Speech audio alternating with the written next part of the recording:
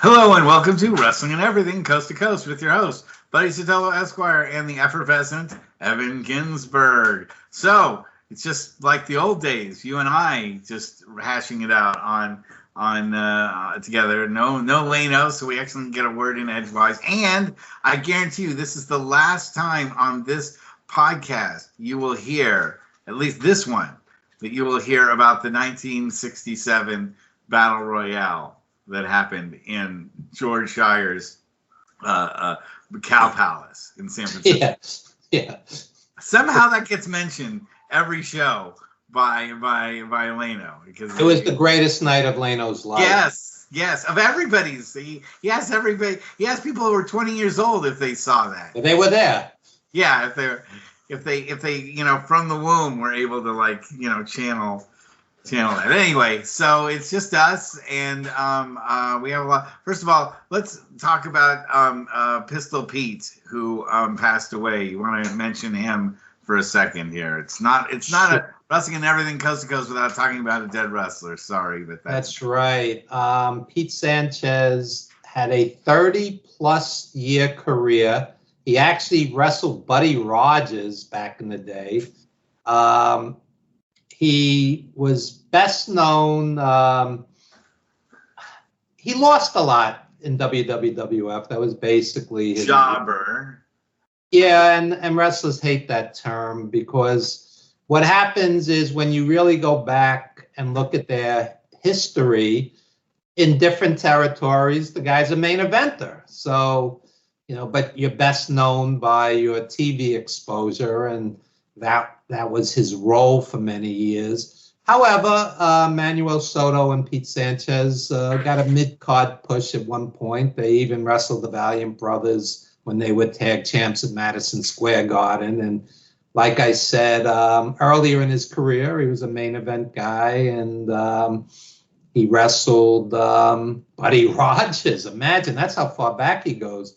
And he goes back to Bruno winning the belt in '63, Pete Sanchez. He was always there, just like Johnny Rods and Jose Estrada and Davey O'Hannon. And these guys were on thousands and thousands of cards, and you saw them time and time again.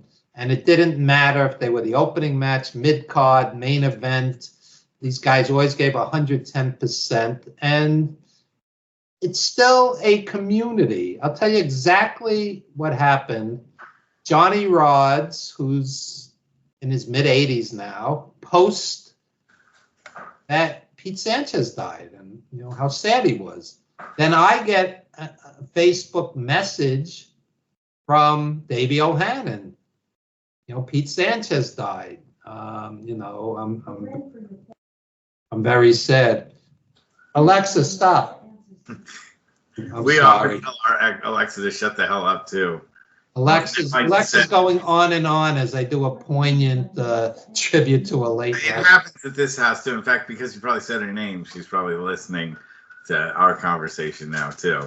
Yeah, I'm talking about a childhood favorite dying, and Alexa's talking about onions and anyway, live. This is live, folks. Total improv. So to get back to what I was saying, Johnny Rods was sad, and Davey O'Hannon was sad, and I was saddened as a fan. And when someone like that dies, you all call each other back up and you reconnect. I mean, unfortunately, I just went through this with the loss of Tony Jones. He was much younger than Yes, but we all got back together again, at his funeral, and it was really one of those things to remind ourselves about what life, how much life has changed for us since we last saw each other, which was, almost 10 years ago. Oh, it's kind of like the Big Chill, but for a wrestling promotion, the vast amount of wrestlers are not going to make it even to the level that Pete Sanchez or Tony Jones did. A lot of guys are going to remain weekend warriors, and there's no disgrace in it. They're doing what they love and they're passionate. But it's like music, it's like people the bands that, never make it further than, just the local bar or the, small concert venue. concert hall in their neighborhood, in their town, But that doesn't mean that they didn't try really hard. They didn't entertain a lot of people, and that they weren't able to pursue their passion as far as they were able to pursue it. And that's what wrestling's about too. I think music and wrestling have a whole, being a musician and being a wrestler, I think have a lot in common, don't you? Yes, and I say this about the arts and pro wrestling and boxing and MMA and any creative field. Basically, what happens is 90% are never going to make it, just never going to quote unquote make it. Another 5%. This is approximate. This is not an algorithm. Another 5% or so will pay the bills, but not be wildly successful. And guys like Pete Sanchez, who, paid the bills as a pro wrestler. And then there's going to be the 5% or less, probably even less, that make the big time, make the big money. And today, anybody who's a regular in WWE or AEW, they're making good money. So that 5%, is going to be very, very successful. But and when people think that's cruel, the average person listening to this goes, only 5% are going to make it. That's the way it has to be, because one thing that, you understand, because you've seen it from the indie perspective, and I've seen it from the indie perspective, is how many schmoes get out there in the ring and think they have what it takes, and they clearly don't have it. Same with musicians, that they think they're, the next thing to, Steven Tyler, or that they're the next, Geddy Lee or something like that. And, they can't even, they wouldn't even hack it at karaoke night. And you don't want to spend your money and your entertainment time that you have watching somebody that really doesn't have the talent to be there. And so you don't want the 90%.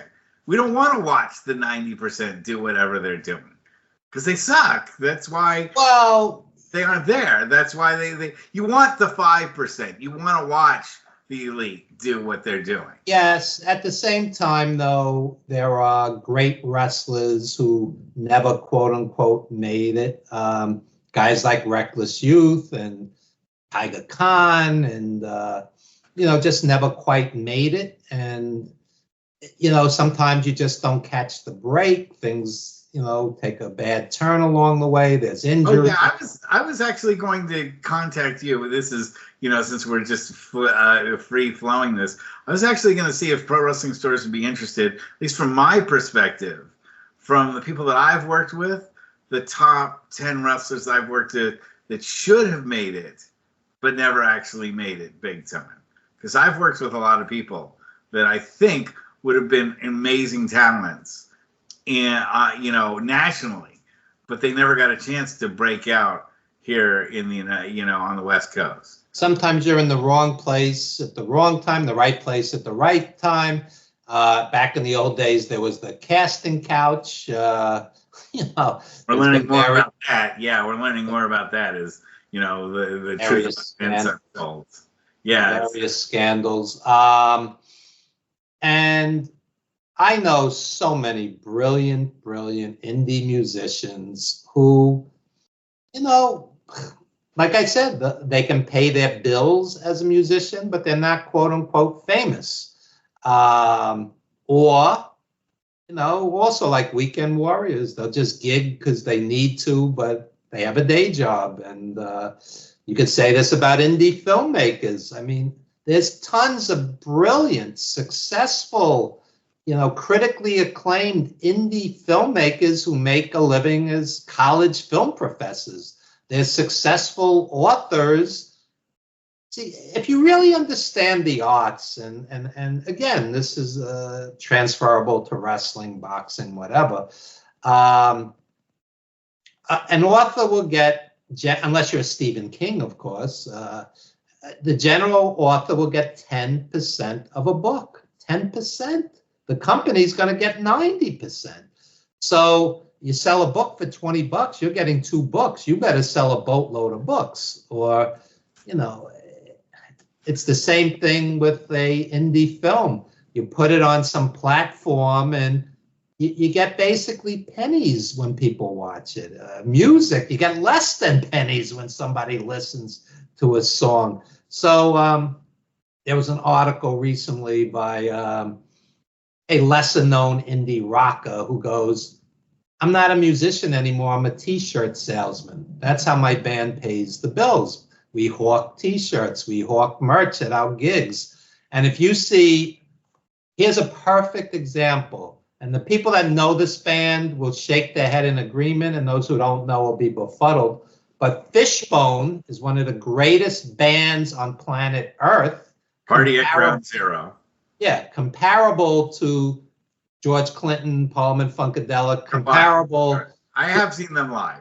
Yeah. So Fishbone, basically, when you see them, it's like a floating flea market. They've got everything from comic books to keychains to T-shirts, you know, everything you can imagine, because that's what sustains the band, not the music, because you can't make money with music anymore.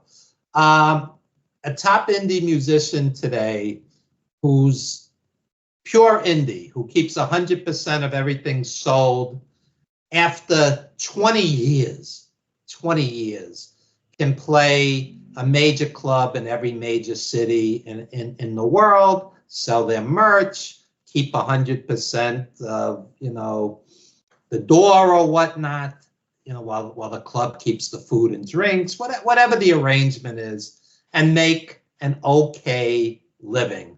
But they're not setting the world on fire. They're not playing arenas. They're not playing stadiums, obviously.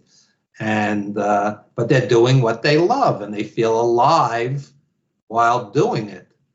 I mean, I make movies, and I do it because I love it. I'm not getting rich from any of them, you know. But here's the thing: 100 years from now, these movies will still be out there. People will watch The Wrestler 100 years from now. People hopefully will watch 350 Days, Wrestling Then and Now, any other projects that we do. But don't wait 100 years to watch it. Go and watch it. That's right. Watch it. You won't get any royalties 100 years from now.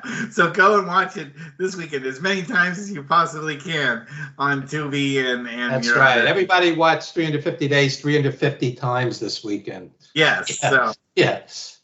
But yes, I definitely do understand. And I mean, it comes back to something that you've said many times on the show over the years, which is make art, you know, instead of money. You know, if you can make art and money at the same time, God bless you. You are living the dream. But if you don't make something that you're at all proud of, that you can look back on and say, you know, that's something that I did because, gosh, I really love doing it. And that's the way I look at my wrestling stuff.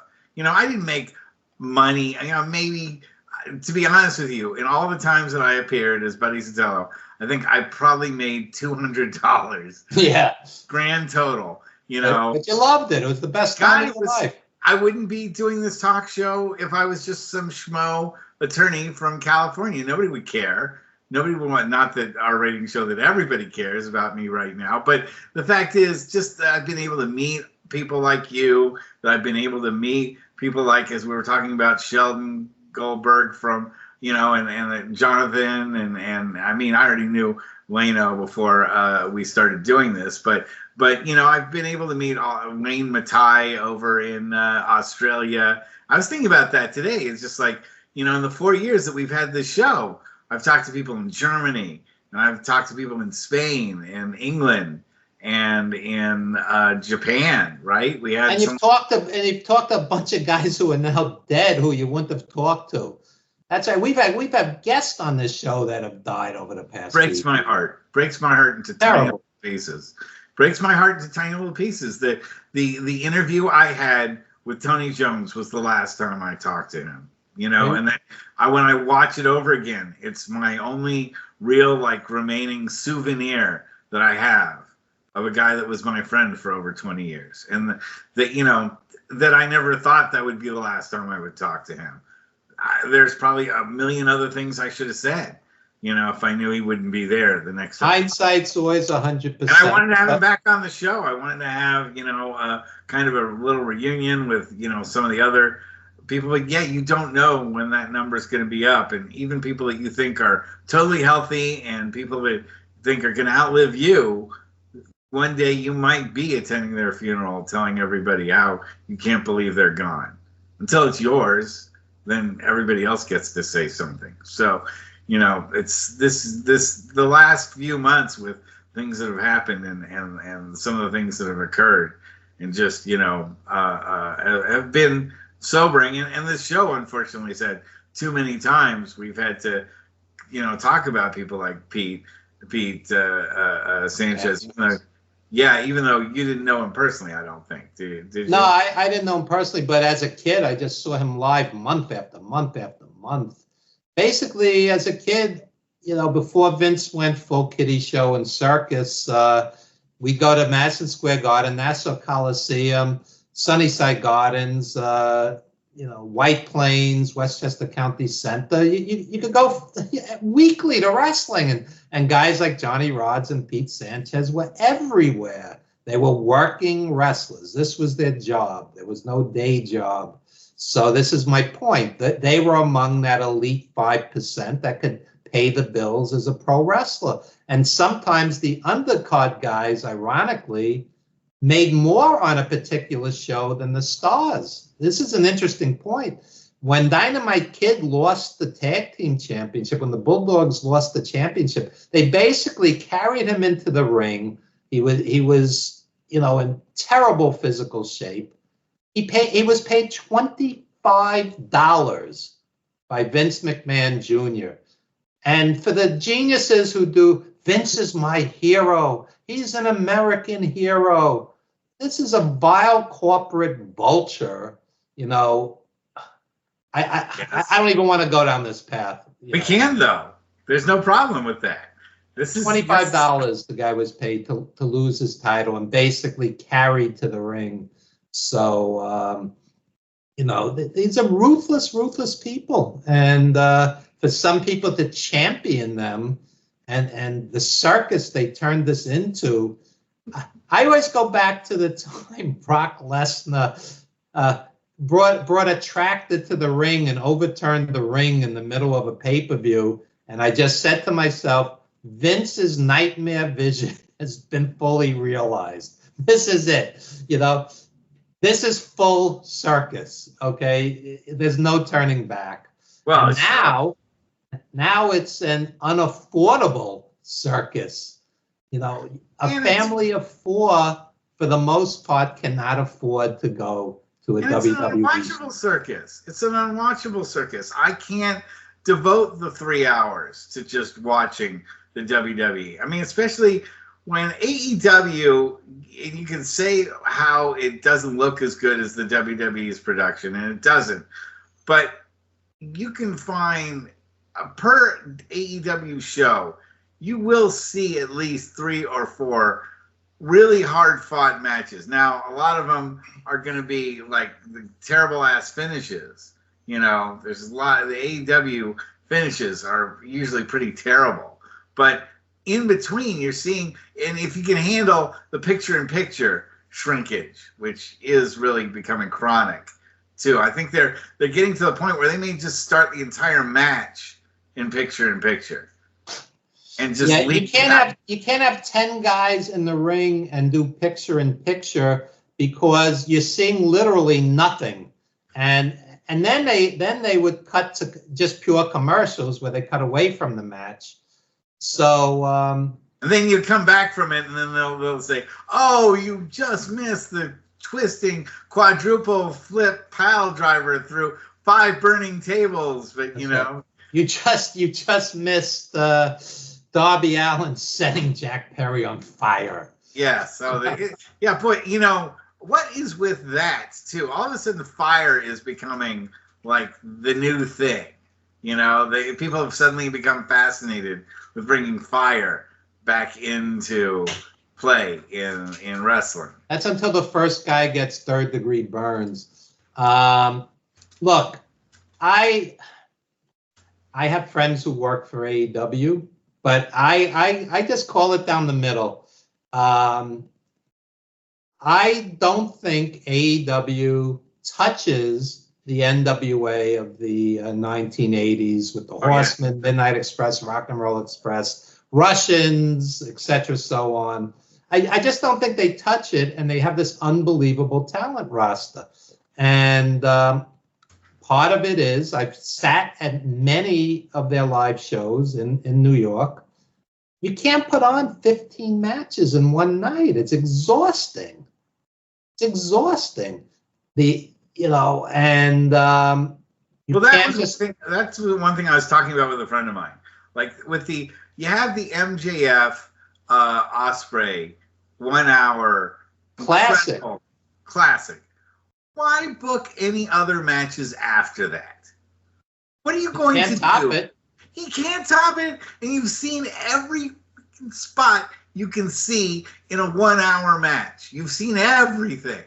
They threw everything into that match. Literally every type of move you could have done. They even did the abdominal stretch stick, which you don't see ever anywhere. Where the guy grabs the ropes and the ref doesn't see it, and he grabs the ropes, and then the ref kicks his arm out, and he gets hip tossed. That goes back to like the Iron Sheik from like 1981. That sort of shtick. How the Iron Sheik would never hook the leg, as Gorilla Monsoon would implore, and he would get hip tossed, during doing the abdominal stretch. But they did all of that, and then they had like 4 matches on after that, and I was like, what are you doing? And yeah, you completely ruined the Swerve match, because that was probably a good enough match to be on its own a main event anywhere. But you've already seen an hour's worth of amazing wrestling, so you're just numb to it. As you were saying, you're just numb. If you do put on a really great match and you have 15 other matches, it's buried like a friggin' needle in a haystack with all the other bullshit you've had to sit there and watch to get to that point. I sit at their pay-per-views. The pre-show starts at 6:30, and the pay-per-view starts at 8, and it ends. There's Alexa again. My apologies. This is the last message of the day. So, stop, Alexa. There you go. I silenced her. I'm the boss. So I'm sitting at the last pay-per-view, Forbidden Door, which was an excellent show. I mean, there were, Swerve and Osprey was unbelievable live, unbelievable. But what happens is when you're sitting there from 6:30 to 11:45, 11:50 at night, the just okay, good, very good matches, it's not good enough because you're just tired. You still have to travel to the place, travel from the place. You've been there from before 6:30. You still have to get there, and from 6:30 to 11:45, 11:50, you're watching live wrestling, and they just slap together matches. Here's 6 guys, 8 guys, 10 guys, 12 guys. And just to give everybody a spot, and it's not necessary. And all you've had to eat is a $35 hot dog and a $25 soda. Oh, you're laughing. My buddy's a dentist, and he's very generous, and he bought his nephew and some friends some food. It was $145. That's besides the $50 in parking. And so there you are munching on a hot dog that's like an 800% markup, and a soda that's probably like 10,000% markup, and very healthy to boot. Yeah, and you're sitting there for 6 hours on eating some kind of crappy food, or if you bought nice food, then you're really gonna pay for that. If they, a lot of places do have high-end food, but like when I went to the stadium over at Levi Stadium, you could easily pay $75 for like a decent meal there at one of the restaurants. It's and a lot of them. There's Minna's Steakhouse where I think you could drop $200 on a steak if you really felt like. Yeah, it's a different world now. Yeah. We were sitting in a suite, with waitress service, and the ringside tickets were $595, and I don't see how anything warrants that. As great as the main event was, I think it's ridiculous, $595. But to their credit, people bought them. They have some great wrestling. And people bought some of the seats, but yeah, it is. Oh no, they had $1 million gate. They had over 10,000 people there. Yeah, and it's just, you really look at that sort of thing. And of course, it's what the right wingers or the people or Vince McMahon lovers will say is that, hey, people will pay that money to, go see it. And they do. But as you and I have pointed out, it can be there has to be some kind of like diagnosis of the hardcore wrestling fan, like a hardcore gambling fan, where, there may be an actual mental sickness that goes along with being that hardcore of a fan. Well, I say for some of them, they can't all be rich. They can't all have hundreds, if not thousands, if not five figures. At WrestleMania 40, VIP ringside started at 23,000. Okay, so some you go on the world trip for that much. Yeah, some portion of that crowd, whether it's 1%, 5%, 10%, are maxing out their credit cards. They can't all be wealthy, and it's almost like a religious fervor. Like, oh my God, Roman Reigns is going to lose the belt. It's like, I've seen, titles change on wrestling cards. It doesn't warrant $23,000. I wouldn't pay $230 to see that. No. I mean, if you even told me to name three other matches other than Bayley's match and Cody Rhodes' match at WrestleMania, and there were 2 days worth of matches, ask me to name three other matches than those. Gunther and Sami Zayn, was it? Okay, yeah. Was it? It's a question mark. No, I think so. Sure. Let me say, Gunther is old school. I always enjoy him. Yes. Cody Rhodes is excellent. Roman Reigns on the right night is excellent, minus the inevitable outside interference. And Charlotte Flair is great. I mean, they have some great wrestlers. It's just nothing. Well, they do have the great wrestlers, but what they don't have a great booking to make legendary matches. I'm still talking about the MJF Ospreay match. That was those were two great guys whose styles really worked with each other, fighting the kind of match they both should be fighting against each other. That's what you want to see. And unfortunately, the WWE played the card between Rhodes and Roman Reigns, but it took them 2 years to play it out. And that was just too long, And Damian Priest is another good example of what is the WWE doing? Damian Priest, he just doesn't get what people want to see in a champion. And I think the WWE doesn't really need him as a champion the way that he's working out right now. I mean, I don't know what is your thought about that? I've never liked having two heavyweight champions. No, it dilutes it because clearly Cody is their champion. So Damian Priest is relegated to mid-card. He has the whole deal with his faction who inevitably interferes, screw job finish. Here's my point, and I find it amazing people argue. Damian Priest has yet to have a truly great match in WWE. Why is he a champion?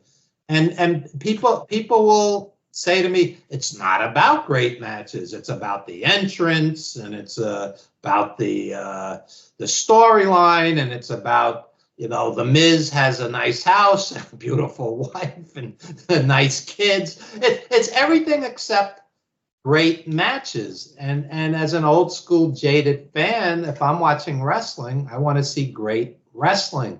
So Damian Priest comes on and has a okay, good, or very good match. So does the vast amount of guys on the WWE roster. They have that 2.5, 3.5 star match. Where are the great matches? Cody has them. Seth Rollins has them. But most of the guys don't. They don't. Jey Uso doesn't. Main event Jey Uso. Where are the great matches? He has very good matches. So if you can't deliver a great match and you're a well-paid, pretty well rested in comparison to the old days, wrestler, I mean, what's the point? What? And they go, oh, WWE with the storylines. I go, I've had about 4 storylines in 10 years. Cody Rhodes' rise to the top, Daniel Bryan's rise to the top, the Shield breaking up, and the Bloodline. Those are the 4 I care about. The Hand. What's that? The birth of the Hand. Yeah, that was brilliant. That was, yeah. So, my point is, you're talking about storylines. I mean, it's basically made for 8-year-old kids who fell on their heads as babies. The Hand would be 24 years old today. Yeah, that's right. If Mae Young's hand was actually a child, it actually would be like 24 years old today. It'd be able to vote, be able to buy porn. What would have been a storyline? You have an 80-year-old wrestler who wrestles a 30-year-old wrestler and has a legitimate match, and she's trying to prove that age is just a number. That would be an interesting, intelligent storyline. We have no Mascaras on line 1 for you. No, I'm just saying. Mascaras would like to do that. You get close with some of the WrestleManias that we've had with having 80-year-olds get in there. We have Ric Flair still trying to get in the ring. Well, that was a pitiful spectacle. That was Requiem for a Heavyweight. He could have died in there. It was a horrible match. It was a money grab and just cringy. It just I think the epitome of the word cringe was Ric Flair's final match, and the fact even more cringy is that he said maybe he'll do it again. Maybe he'll come back for one more match. Well, Terry Funk had hundreds of final matches, but Terry Funk was still great until the end. That's the difference. The difference. And even he knew when to quit. Yeah. That he didn't go out, in the ring. Thank God, for something like that. So while we're having this open flowing discussion, let me get this off my chest. I get very tired of the fanboys who have like one word summaries of brilliant wrestlers, like Cody Rhodes sucks. Cody Rhodes boring. Yeah, if this is the best you could do as far as reviewing, as far as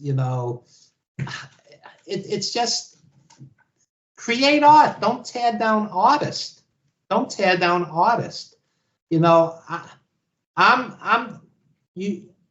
The basics of being any kind of journalist, critic, is to call it down the middle as you see it. I'm telling you, Seth Rollins. Well, they like they see it. The problem is their ability to see things is so distorted by just being, trolling.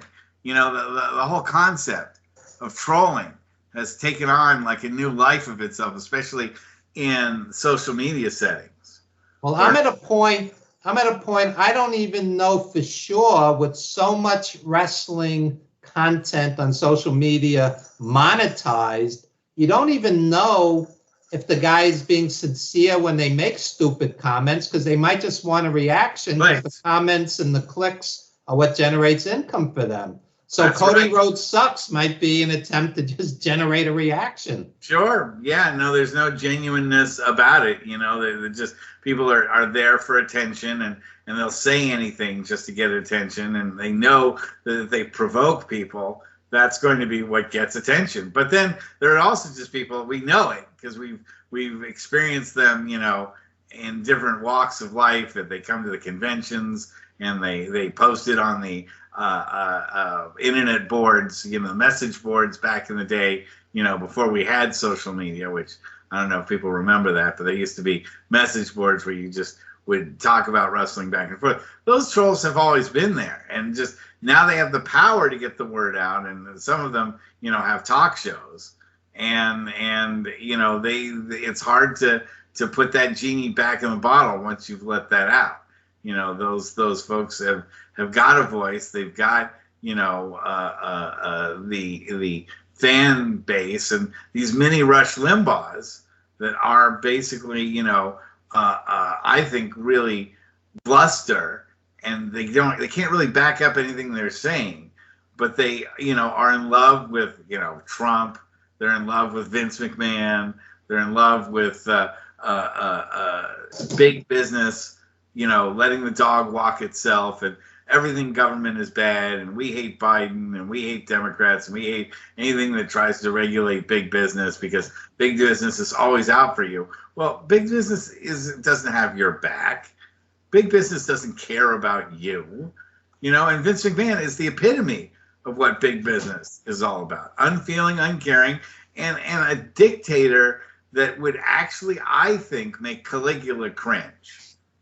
I think Vince McMahon has done things that when we find out the truth about him, Caligula himself will roll over in his grave, even though there's tiny little specks of him. There's really not much left of Caligula. Whatever's left of Caligula will roll over, because I someday there will be like a real tell-all movie about Vince McMahon.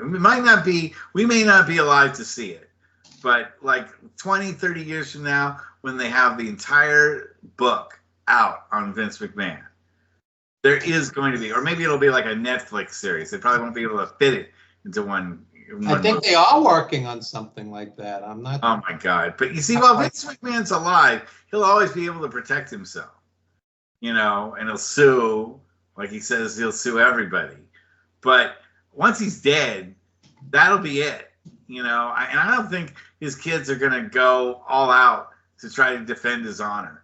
Because I think, well, first of all, I think Shane knows the truth about Vince, and he's like, if people want to say stuff about him, go ahead. I'm not going to, put my neck out to defend him. I don't think Stephanie's all that thrilled with her dad either, and some of the shenanigans that he pulled off. I don't think she'll try to defend him either. So I think once he's gone, I think the truth will come out about him, and I think all of us will put our eyes open.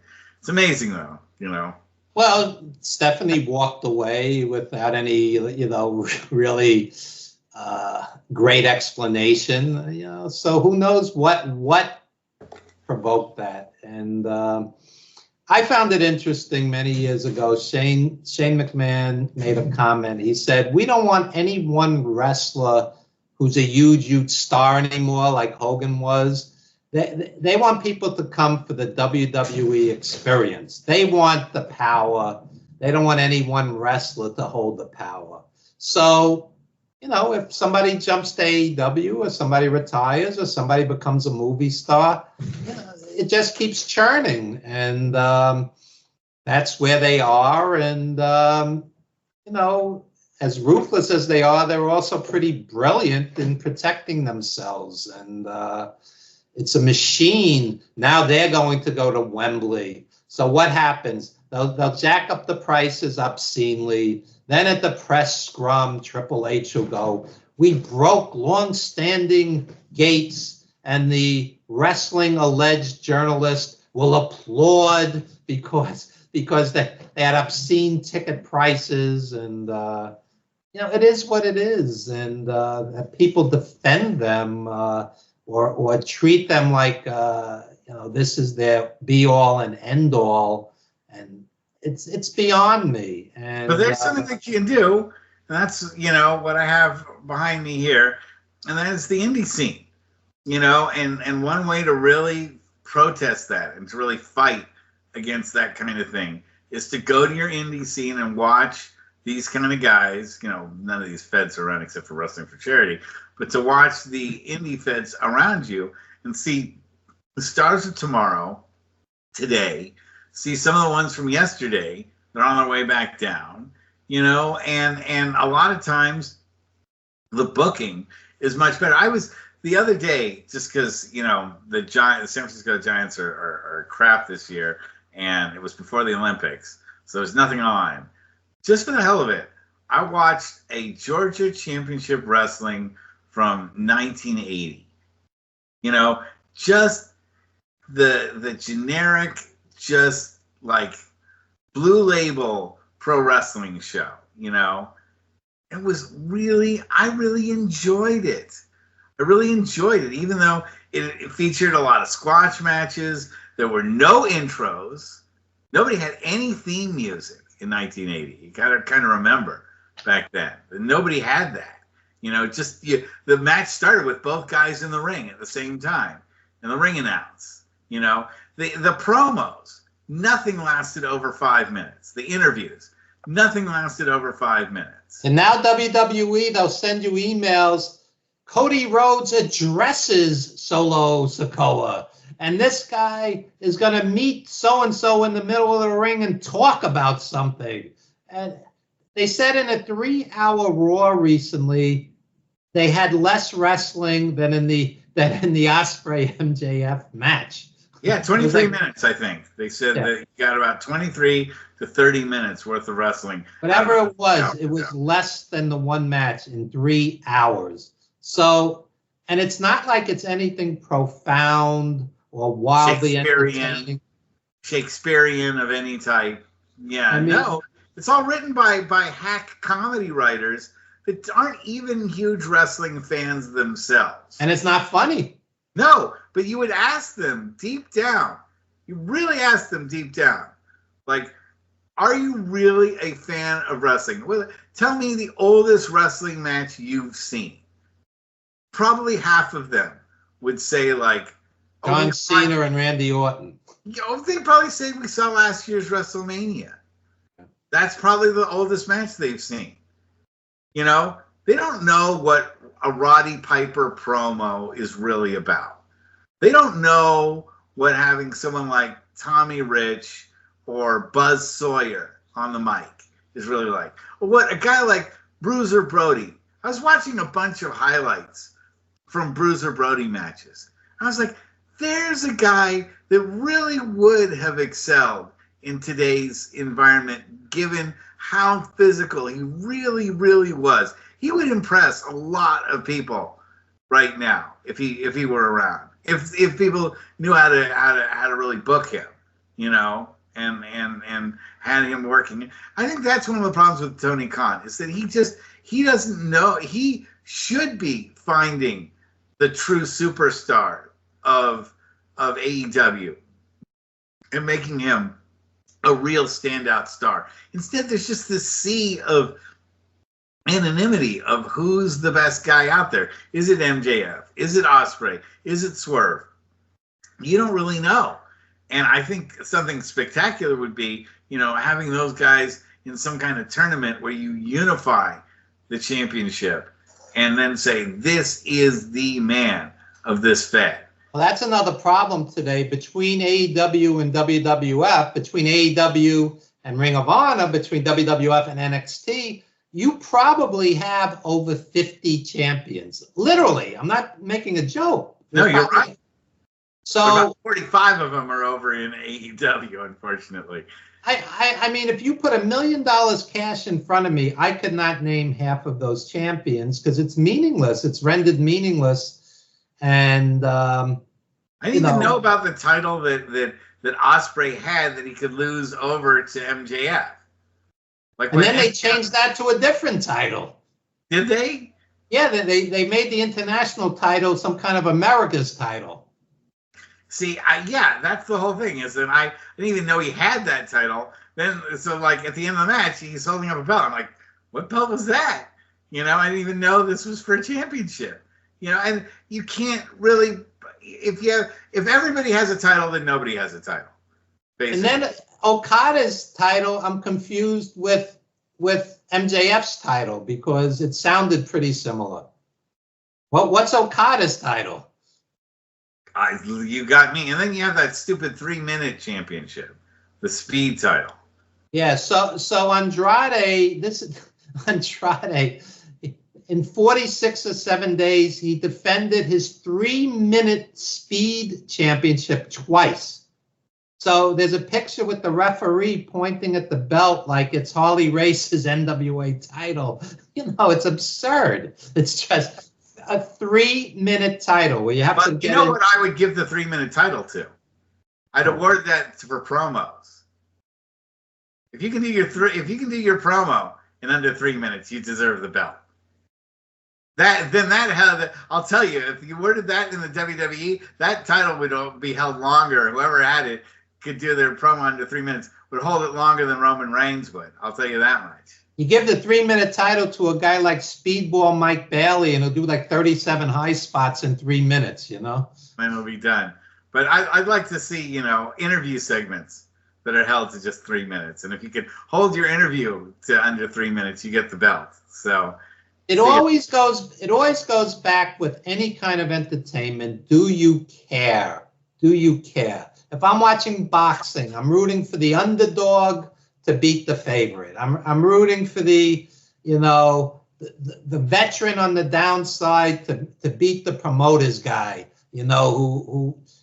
So with wrestling, when you watch it and it's just like, oh, here's McIntyre. He's been there 15 years. And here's Rollins. He's been there 15 years. And all these other guys. It's like, why should I care? Make me care. Make me care about this match, this title, the result of this match. And it's very rare that happens. Daniel Bryan is the quote-unquote little guy fighting against the odds to win the belt, or Cody Rhodes as the former mid-carder who they didn't know what to do with, fighting to claw his way to the top. I cared. It was interesting. It had feeling. It had heart. It rang true when Cody talked about his dad, and plus the guy delivers. He delivers very good and great matches pretty much every time you see him. And the other side of it, and people get angry when I say it, you got guys like Nakamura who are top 5 in the world with New Japan. And these guys are just a warm body on a card at this point. They've been neutered. It's like they're destroyed, literally destroyed. And people go, well, he makes good money. He's paid well. He's happy. He's this, he's that. But where's the art? These guys are artists. They want to create art. That's why guys like Bryan Danielson went to AEW. He's wrestling all his dream matches. Not everybody's. They go, it's only about money. It's only about a check. No, guys like Bryan Danielson, are making great money and having great matches and creating art. And what I want to say about that is, if you knew these guys when they were in the indies, they would criticize their own matches even more than the fans would when they would get back to the locker room, and they're earning $10 a match, $100 a match, maybe, if you're the top talent. Sometimes they're not getting anything at all. Yeah. But you should hear these guys really dissect what they do. At least the ones that want to go somewhere and do something impressive. The vets that, understand that they're there for, hot dog and a handshake. They know they'll get, $20 or something. And they're like, you know what? I just want to get in the ring or whatever. They're already past trying to make something out of themselves. Some indie guys, it's like a surrogate family. The boys are like their buddies, and the promoters are like their surrogate parents, and they travel together and party together. But they really do tear apart their matches. I mean, I've seen the vast majority of them will really go, oh, you know what? I should have, executed that headlock better, or I should have, timed it better when, I did the cross body block or whatever, or we should have maybe worked that other spot longer or something like that. I know this is the death of kayfabe and all that, but everybody understands how this all works by now. But I think that there's a lot of retrospection that goes on by wrestlers and wrestling talent to make a better product in there. I think if they go to a Fed, like maybe, unfortunately, AEW, I think it's like the other way around. They want to be so different from the WWE that they put no standards out and they just say, you guys know what to do. Go out there and just have fun. It's like, no, you want to address what you're doing like art. And art isn't always fun. I mean, isn't it always fun to do something that's exceptional, except after when you've done it?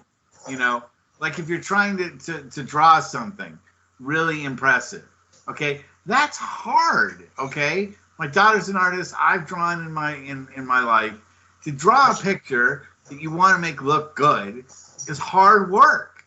All right, you're happy about it when you show it to somebody and they appreciate it and they go, oh man, that must have been really hard for you to make that picture. You go, yeah, that was. Okay, it's not just a friggin' straight line. You want the same thing in wrestling. You want people to see the effort that you're putting forward in the ring to try to entertain them.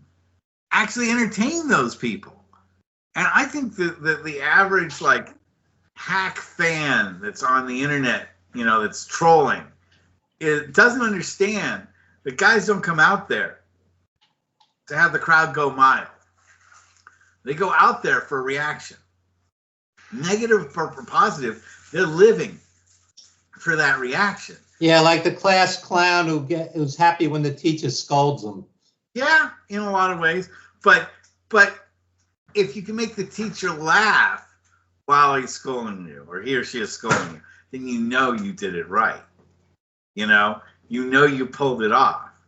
Okay? And that's what you're trying for as the wrestler, as the manager, as whoever is performing, or even the musician, if we want to, or the artist of any type, is that you got them to then say, yeah, he was trying to pull a fast one, but he did, and I appreciate that. Roddy Piper was so good at that, that you hated him, but you were impressed with how much he made you hate him. You were like, God, I hate him, and wow, I'm impressed that he made me hate him that much. And some of the greatest heels were funny. Piper was funny. The Valiants were funny. Albano was funny. You felt bad about laughing. You felt bad about laughing. You didn't want to laugh, but John Tolos was funny. And yeah. John Tolos, when he wrestled Bruno at the Garden, he called Bruno a spaghetti bender. And back in 1975, those were fighting words. He's a spaghetti bender.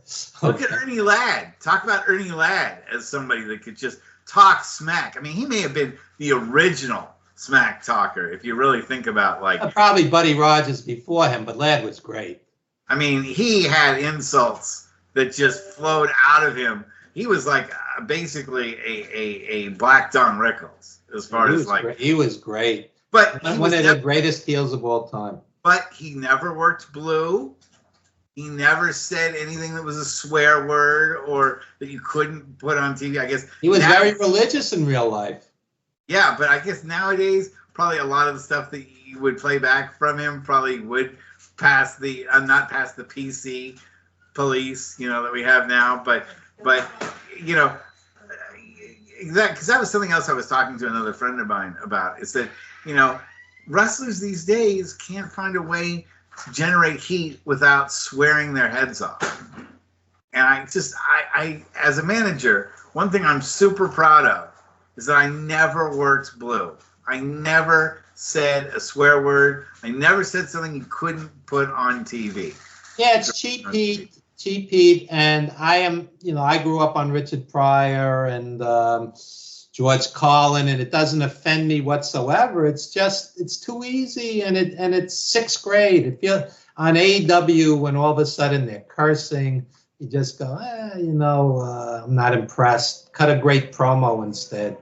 Yeah, you can really, Don Rickles proved, you can insult the hell out of people without ever saying a swear word. And you can, in some ways, I think that generates greater heat because it shows kind of you're above that person's level because you don't have to swear and they do. They can't come up with something witty and have repartee. So they just, well, F you. You're like, well, that's what your mother was telling me last night. And, I got tired of hearing her, so I had to put on my headphones. Yeah. Something along those lines where you can, undercut somebody by saying, I don't have to swear, and I can still show that I'm wittier than you are. That's another one of my little soapbox things. But anyway, we're at about the end of the hour. I can't believe that the hour goes by. There's a million things I could talk to you about wrestling. This is like therapy. This is it's therapy for me drink too. Yeah, it's therapy for me too. And I am glad we could say something about Pete, and try to give the memory around to especially people who may not be familiar with him and can maybe look up some of his matches on YouTube and stuff to see what he was all about. I'll tell you, we were critical of the internet but it's interesting. You punch in a guy's name like Pete Sanchez, who was not the biggest star in the world, and there's tons of information out there, match results and clippings and photos. It's very nice. You could pay a nice tribute to somebody with a little bit of legwork. Slam Wrestling, of course, did a very nice obit, as they always do. And one thing I'll tell you, I have very mixed emotions about wrestling journalism, but Slam Wrestling, they always come through with those obits. They care. And don't forget about how great Pro Wrestling Stories is. Oh, yeah. I mean, Pro Wrestling Stories is very detailed and well researched. I know the editor. What's that? I know the editor. Yeah, I'm the senior editor, and JP Zark is the owner. But the day of or the next day when somebody dies, Slam Wrestling has that detailed obit with quotes from people that knew the guy or the woman, and it's from the heart. It's not very touching. We don't need another 5,000 word review of a stultifying Raw or SmackDown. It's enough. It's overkill. Write 5,000 words on Pete Sanchez.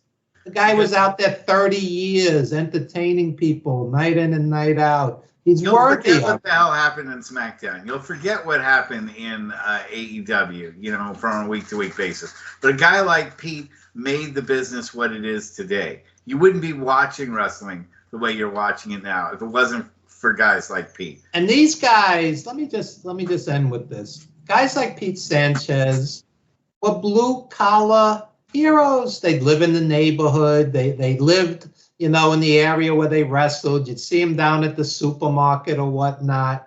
They're not living in a mansion somewhere. They never made big money. But they went out there night after night, gave 110%, wrestled in pain, sacrificed their bodies to entertain you. And a lot of the older wrestlers, they always say to me, Evan, I'm always in pain. I'm always in pain. They took thousands and thousands of bumps. Sometimes those rings were very, very hard. And sometimes the travel was huge on them. Even if you're in perfect shape, if you travel 350 days a year, it's going to take its toll on you, no matter how good shape you're in. But then usually a lot of these guys, have busted up backs and elbows and knees and hips and everything, and have to sit, in an uncomfortable chair on a plane or in a car at a back seat stuffed with 4 other wrestlers, all of whom weigh 300 pounds, in the back seat of a Honda Civic. I've seen it. Yeah. Johnny Valiant, who was actually in decent shape, considering he'd do those. They throw him over their backs, and he'd land on his back. I mean, he did a lot of rough stuff to himself. He couldn't cross his leg. He couldn't cross one knee over the other knee. But other than that, he was in decent shape. But a lot of these guys, they're in wheelchairs. Abdullah the Butcher, there's a GoFundMe for Abdullah the Butcher. He's in the hospital. He's in a wheelchair. Yeah, no, it's tough, and they entertain all of us for many, many years, and it's sad that that's how they're turning out, especially when you hear that the WWE sold for $8 billion. That there's just the people that made the WWE what they are, and you can bet that no money from the WWE is going to be sent over to Pete Sanchez. Maybe he gets a flower basket. That's about it. Yeah. Good luck with that. Yeah. We wish you best in future endeavors. They probably sent that out. They probably sent a basket of flowers and wishing him best of luck in his future endeavors. to Pete Sanchez. You know, the NFL, who also bloodsuckers, they have a fund for their pioneers and legends, and you know, these guys did not make the money that a lot of the top guys pre-Hulkamania era never broke 100 grand. So the ridiculous fanboys, they made millions, and they all blew it on wine, women, and song, partying. It's bullshit. They never made it in the first place. Well, the difference is the NFL you can guilt the NFL into doing things. You know, fans of the NFL have a conscience, and they can tell the NFL, we're not going to support you if you don't do this for your guys. For the WWE, fans aren't like that. They don't care. You know, they're like, you know, certain people that run other talk shows that mention us, but I'm not going to mention them. That everything is fine. Anything Vince wants to do is fine because he made the money. He deserves to treat people however he wants because he's rich. And I've never supported that. You don't support that. The show doesn't support that. And thank God, you know, we stand up for the little guy because the big guy doesn't need someone to stand up for him because he's got all the money in the world. Little guys do. The independent contractor thing where these guys work for you hundreds of days a year, do appearances for you, you know, are at your beck and call. And you're not an employee, you're not worthy of health insurance, you're not worthy of a pension, you're not worthy of a 401k, you're not worthy of being supported when you're about to lose your home, you're hospitalized. You can be fired anytime, for any reason, no matter what you do, especially if you refuse the advances of the boss, you know, the sexual advances of the boss, you know. Allegedly. Allegedly. You know. Don't sue Russell. Fine. Vince wants to. Russell's a lawyer, but he can handle. Yeah, he wants to put me on his sue list. Fine. I'll wait in line. By the time he gets done with his current case, he's going to be too old to even know who's suing him or who he's suing. It'll be too far out of. Trump has had thousands and thousands of lawsuits from regular, hardworking people, contractors, and such, many of whom were bankrupted. And somehow the average person has made him into like a hero. It's amazing. When they write the history books about this time, it'll be how a Connie fooled, you know, millions and millions of people. It's amazing, amazing. Hopefully we're done with that in November. Anyway, we'll sign out for now, and we'll see everybody next week. Thanks so much for being on the show this week. Good night, everyone.